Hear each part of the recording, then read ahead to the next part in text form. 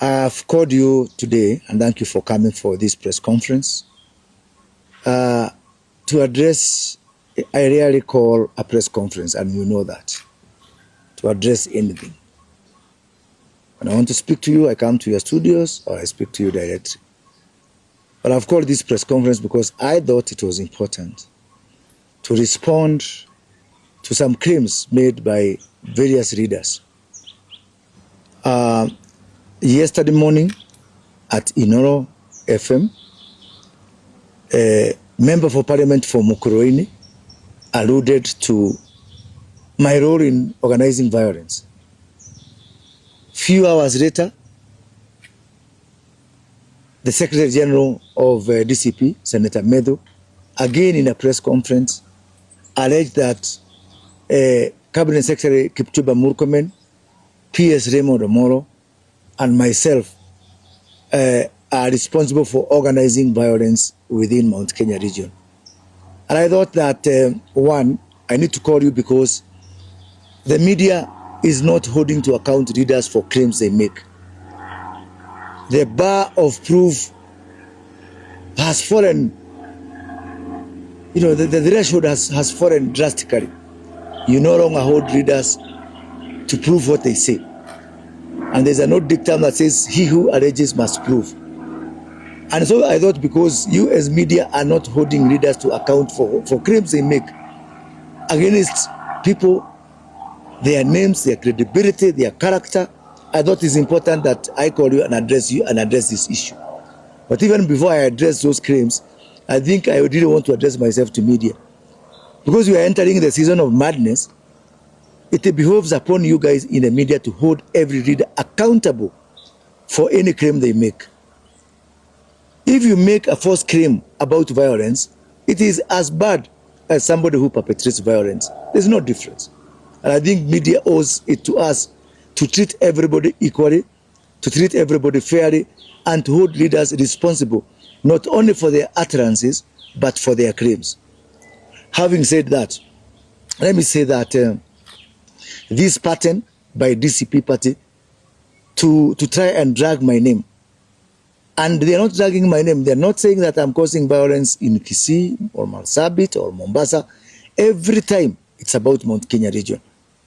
Every time the Honorable Rigathi Gachagua is addressing me, it is about Mount Kenya region. And for me that is sad because I'm a Kenyan and I'm a national leader. I've been a member of parliament, although elected in Gatundu South, but for the whole country. I've been a minister, cabinet minister for the whole country. I've been a presidential advisor for matters concerning the whole country. So I don't want to be dragged into that parochial, narrow, tribal prism of looking at me from the lenses of my tribe or where I come from. For me, I refuse that. That is a path I have chosen for myself. I have been on that path of tribalism before. I don't want to be popular. If somebody wants to support me because I am ethnic and I'm tribal, do not support me. Do not vote for me. I have condemned tribalism in the strongest terms possible. And that ethnic prism of looking at things. Why? Because I am a father. And I don't want to imagine that the country that I'm going to bequeath upon my children is a country where they are going to defend themselves on the basis of tribe. I think that is something that is overtaken by events. Having said that, let us look at these claims in their own right.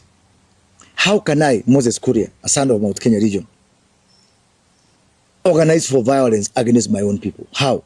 How unfair would that be? And you know why they are saying this? They are saying this, one, to destroy my credibility. They have tried to brand me as a traitor, all sorts of possible among my people of Mount Kenya region. It has refused to stick. Now the latest bogeyman is on violence. And I'm speaking on violence because I've been here. I was there in post-election violence. I was there handling the IDPs. Some people, like Rigathi Gachagua, have zero experience in this country. A man who joined provincial administration as a DO and retired as a DO. Zero promotion. Such a colorless career. How can you compare him with me? Somebody who has had a checkered career locally and internationally, gone through grades, gone through promotions.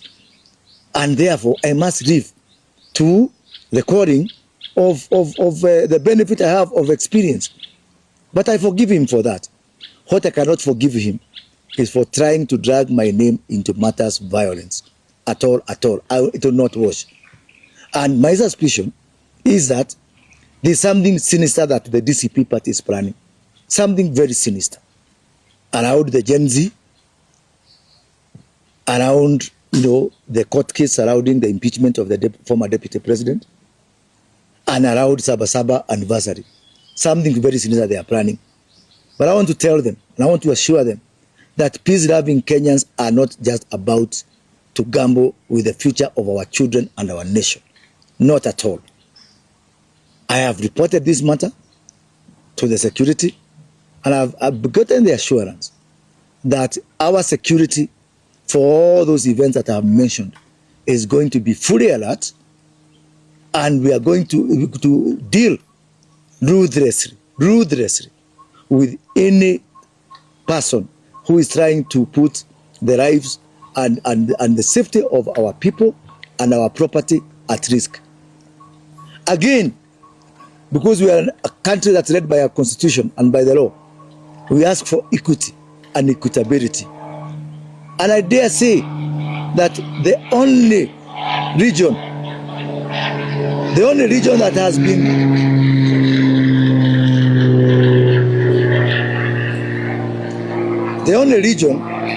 been engaged in violence in the recent past is only Mount Kenya region. That's a fact.